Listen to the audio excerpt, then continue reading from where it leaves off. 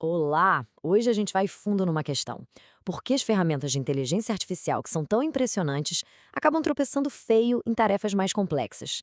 E o mais importante, vamos ver como podemos usar essa tecnologia do jeito certo. Bora lá entender isso melhor. A grande pergunta que muita gente se faz é essa aqui, né? Como pode uma tecnologia tão avançada cometer erros que parecem tão, mas tão básicos?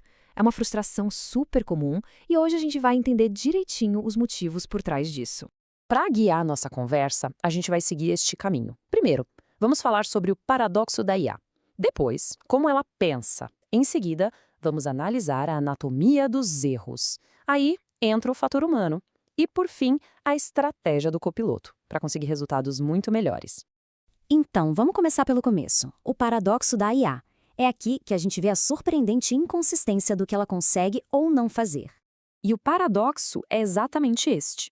A IA pode ser brilhante, excelente mesmo, em tarefas que são super difíceis, desde que elas sejam muito bem definidas. Por outro lado, ela é surpreendentemente fraca em tarefas que parecem simples, mas que são vagas, mal definidas.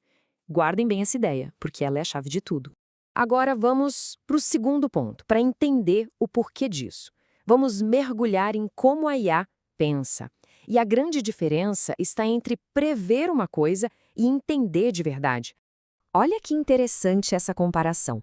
O cérebro humano, o nosso cérebro, busca uma compreensão real das coisas. Já a inteligência artificial, ela não funciona assim. Ela basicamente prevê qual é a próxima palavra mais provável com base em milhões e milhões de padrões que ela já viu. Ela não entende, ela só prevê. E essa falta de compreensão de verdade nos leva a um ponto super importante, o raciocínio causal, que nada mais é que a habilidade de entender que uma coisa causa a outra. Uma relação de causa e efeito que pra gente é supernatural. Esse exemplo aqui ilustra perfeitamente essa limitação. A IA é ótima em ver correlação. Ou seja, ela sabe que as palavras chuva e nuvens aparecem juntas com muita frequência.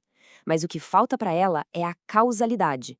Ela não entende o processo físico, a ciência de como as nuvens de fato causam a chuva.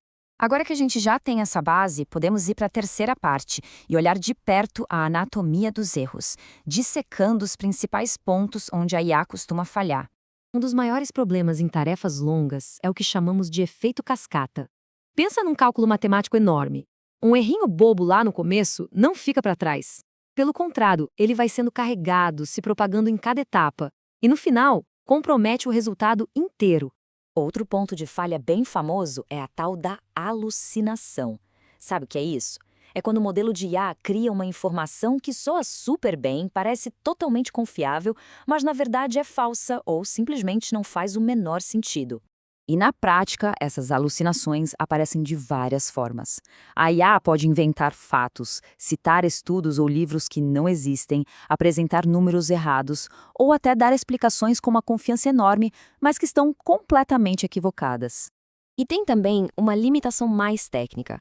Os modelos têm o que a gente chama de limite de contexto, que é tipo uma memória de curto prazo. Se a tarefa for muito longa ou complexa e passar desse limite, a IA começa a esquecer o que foi dito lá no início. E aí, claro, os erros aparecem. Tudo isso nos leva direto para a nossa quarta seção, o fator humano. Porque, olha, muitas vezes a origem do erro não está na máquina, não. Está na instrução que a gente dá para ela. Esse aqui é um exemplo clássico, perfeito.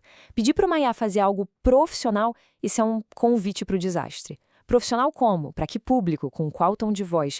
A máquina não tem como adivinhar a nossa intenção por trás de um pedido tão aberto. Então, a lógica aqui é bem simples. Pedidos vagos vão gerar respostas vagas. A qualidade do que a IA entrega está diretamente ligada à clareza do que a gente pede. É uma via de mão dupla, não tem jeito. Ok, então, sabendo de tudo isso, como é que a gente melhora? Vamos para a nossa última parte, a estratégia do copiloto, com dicas práticas para ter resultados muito mais confiáveis. A chance de dar erro diminui e muito quando a gente segue alguns passos. A IA funciona melhor quando o problema é bem estruturado, as instruções são super claras, a tarefa grande é dividida em pedacinhos menores, a gente fornece os dados que ela precisa e, o mais importante de tudo, quando um ser humano valida os resultados. Isso nos leva a regra de ouro, a mentalidade que a gente precisa ter. A IA deve ser usada como uma ferramenta poderosa, um assistente, e nunca, jamais, como uma autoridade absoluta que não erra. Portanto, os melhores papéis para a IA no nosso dia a dia são esses: de assistente, para ajudar com tarefas, de copiloto, para nos guiar em projetos, e de acelerador, para a gente ser mais produtivo. Ela está ali para nos auxiliar e não para tomar as decisões finais. E a gente termina com essa reflexão. Agora, sabendo de tudo isso, das limitações e do potencial da IA, a pergunta que fica é: como cada um de nós pode se tornar um copiloto melhor nessa jornada com a inteligência artificial?